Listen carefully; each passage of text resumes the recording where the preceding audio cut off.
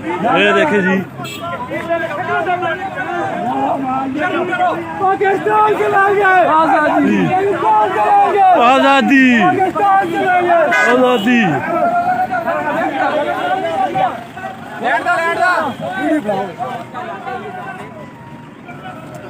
ये अब कमल गाड़ियों की वापसी होगी ये चौकी से, ये देख सकते हैं।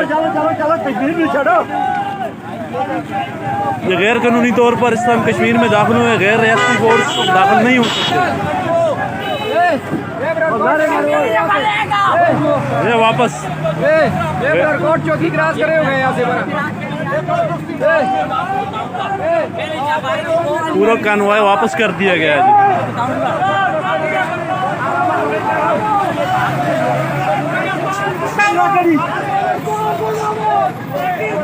मुर्दाबाद, मुर्दाबाद।